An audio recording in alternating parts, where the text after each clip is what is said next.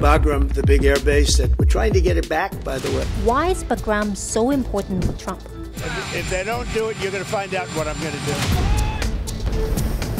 Bagram বিমান ঘাঁটিকে কেন্দ্র করে আবারও আলোচনায় আফগানিস্তান। সম্প্রতি আবারও দেশটির বিমান ঘাঁটির নিয়ন্ত্রণ নিতে চাইছেন মার্কিন প্রেসিডেন্ট ডোনাল্ড ট্রাম্প। বাগরাম বিমান ঘাঁটি একসময় আফগানিস্তানের বৃহত্তম মার্কিন সামরিক ঘাঁটি ছিল। আমেরিকানরাই এটিকে সম্প্রসারিত ও আধুনিকরণ করেছে। 2021 সালে ন্যাটো প্রশিক্ষিত আফগান জাতীয় সেনাবাহিনী আত্মসমর্পণ করার পর পুরো ঘাঁটিটি তালেবান বিদ্রোহীদের হাতে চলে যায়। তবে তারও আগে বাগরাম বিমান ঘাঁটিটি প্রথম নির্মাণ করেছিলেন তৎকালীন সোভিয়েত ইউনিয়ন। 80-র দশকে আফগান যুদ্ধের সময় দেশটিতে সোভিয়েতদের প্রধান ঘাঁটি ছিল এটি। 2001 সালে তালেবানকে ক্ষমতাচ্যুত করার পর বাগরামের দখল নেয় যুক্তরাষ্ট্র। পুনর্নির্মাণ করে সেখানে তারা 77 বর্গ কিলোমিটারের একটি সামরিক ঘাঁটি গড়ে তুলেছিল। সাবেক ও বর্তমান মার্কিন কর্মকর্তারা বলছেন, বাগরাম পুনরায় নিয়ন্ত্রণ নেয়ার লক্ষ্যে আফগানিস্তানে নতুন করে মার্কিন অভিযান হতে পারে।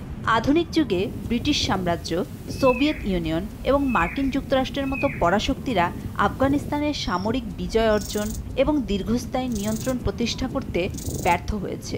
বহু বছর ধরে আফগানিস্তানকে সাম্রাজ্যবাদের গোরস্থান বলা হয়। সত্যি কি তাই? ইতিহাসে সুপরিচিত কুখ্যাত মঙ্গল বিজেতা চেঙ্গিস খান আফগানিস্তানে আক্রমণ চালিয়ে জয়লাভ করেছিলেন।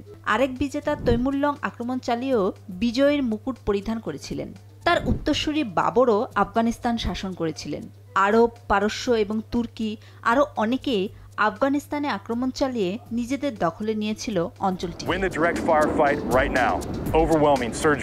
সবসময়ই আজকের আফগানিস্তান নিজেদের সার্বভৌমত্ব বজায় রাখতে সক্ষম হয়েছে, ইতিহাসের পক্ষে তার কোনো প্রমাণ নেই।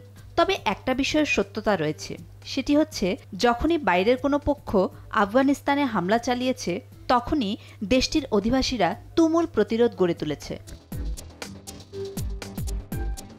18 শতকে প্রথম আফগান যুদ্ধে ব্রিটিশরা তীব্র আক্রমণের সম্মুখীন হয়। প্রায় 16,000 সৈন্য নিয়ে গঠিত ব্রিটিশ ঔপনিবেশিক সেনাবাহিনী আফগানদের হাত থেকে প্রাণে বাঁচতে পিছু হটতে শুরু করে। কিন্তু তীব্র শীত এবং আফগান নৃতাত্ত্বিক জনগোষ্ঠীগুলোর হামলায় অল্প সংখ্যক সেনা শেষ পর্যন্ত নিরাপদে ফিরে আসতে সক্ষম হয়। দ্বিতীয় আফগান যুদ্ধেও ব্রিটিশরা পরাজিত হয়। তবে তৃতীয়বারের চেষ্টায় ব্রিটিশরা সফল হয় এবং আফগানদের বৈদেশিক নীতি নিজেদের নিয়ন্ত্রণে নিয়ে আসে। 1979 সালে কমিউনিস্ট বিরোধী মুসলিম গেরিলাদের বিপক্ষে কমিউনিস্ট আফগান সরকারকে সহায়তা করতে দেশটিতে আক্রমণ করেছিল সোভিয়েত রাশিয়া। আফগানিস্তান আক্রমণের পর রুশদের মধ্যে ভারত মহাসাগরের উষ্ণ পানি পর্যন্ত পৌঁছে যাওয়ার স্বপ্ন ফের জেগে ওঠে। রাশিয়া এমন একটা কিছু পাওয়ার স্বপ্ন দেখেছিল যা তাদের কখনোই ছিল না। সেই জিনিসটি হচ্ছে উষ্ণ পানির বন্দর, যেখানে শীতকালে পানি জমে বরফ হয় না। প্রশান্ত মহাসাগরে বৃহত্তম রুশ বন্দর ভ্লাদিভস্তকও বছরে প্রায় 4 মাস বরফবন্দি থাকে। এছাড়া ভারত মহাসাগরে থাকা বন্দরটিকে জাপান সাগর চারদিক থেকে ঘিরে রেখেছে, যার নিয়ন্ত্রণ জাপানিদের হাতে। এতে একদিকে যেমন বাণিজ্যের গতি ব্যাহত হয়, তেমনি রুশ নৌবহরও বৈশ্বিক শক্তি হিসেবে কাজ করতে পারেনি। কিন্তু আফগানিস্তান যেন অজেয়। এদেশে রয়েছে কান্দাহারের বিশাল সমভূমি আর হিন্দুকুশের পর্বতমালা। আফগানিস্তানের বেশিরভাগ এলাকা রুক্ষ, দুর্গম পাহাড় এবং মরুভূমি নিয়ে গঠিত।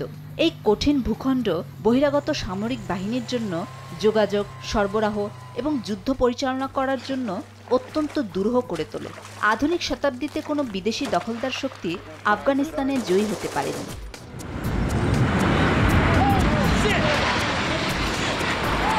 2001 সালের 11 সেপ্টেম্বর টুইন টাওয়ার সহ আরও 2টি সন্ত্রাসী হামলায় মার্কিন যুক্তরাষ্ট্র এ হামলার জন্য আল কায়দার প্রধান ওসামা বিন লাদেনকে দায়ী করে। সে সময় আফগানিস্তান নিয়ন্ত্রণ করছিল তালেবান। ওসামা বিন লাদেনকে তারা নিরাপত্তা দিয়েছিল বলে পশ্চিমাদের পক্ষ থেকে অভিযোগ তোলা হয়। Our hope is clearly creating a certain amount of discontent, worry, turmoil within the organization such that it is. The United States military has begun strikes against Al-Qaeda terrorist training camps. যার ফলস্বরূপ America আফগানিস্তানে বিমান হামলা শুরু করে। মার্কিন মিত্র দেশগুলো এতে যোগ দেয়, যদিও ২০ বছর পর ২০২১ সালে আফগানিস্তান থেকে নিজেদের গুটিয়ে নেয় মার্কিন যুক্তরাষ্ট্র।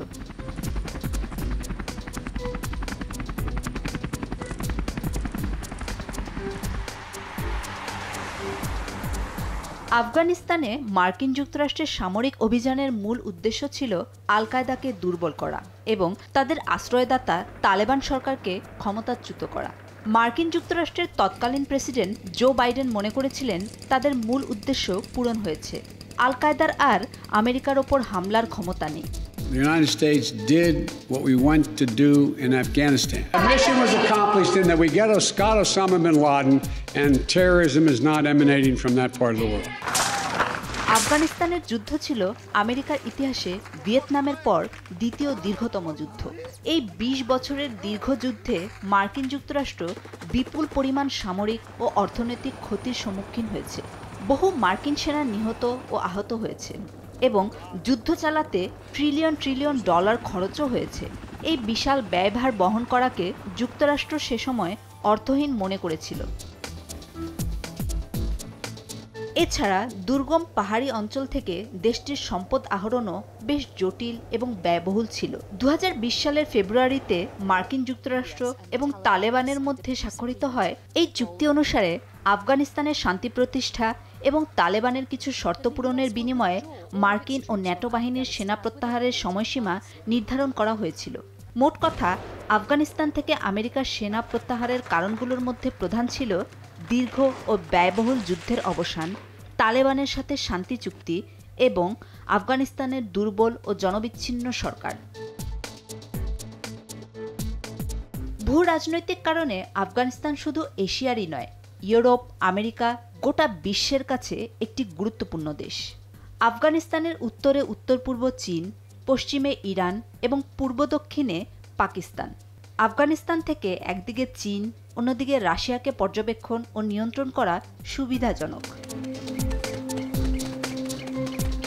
ঐতিহাসিকভাবে পরাশক্তিদের কবরস্থান রচনা করতে ব্যর্থ হলেও আফগান জনগণ শত শত বছর ধরে বিদেশি সাম্রাজ্যের সামরিক আক্রমণের বিরুদ্ধে প্রতিরোধ গড়ে তুলছে, যা তাদের মধ্যে দৃঢ় স্বাধীনচেতা ও লড়াকু মানসিকতা তৈরি করেছে। তাই দীর্ঘ সময় সামরিক অভিযান পরিচালনার পরও আমেরিকা কিংবা সোভিয়েত ইউনিয়ন আফগানদের নিজেদের করতলে আনতে পারেনি। বলা যায়, আফগানিস্তানকে পরাজিত করা বা শাসন করার উচ্চাকাঙ্ক্ষা লাভের তুলনায় ক্ষতি অনেক বেশি। কঠিন ভূখণ্ড, স্থানীয় জনগণের তীব্র ও দীর্ঘস্থায়ী প্রতিরোধ এবং বহিরাগত শক্তির পক্ষে সমর্থনযোগ্য কোনো স্থিতিশীল সরকার প্রতিষ্ঠা করতে না পারাই আজকের আফগানিস্তানে পরাজয়ের প্রধান কারণ।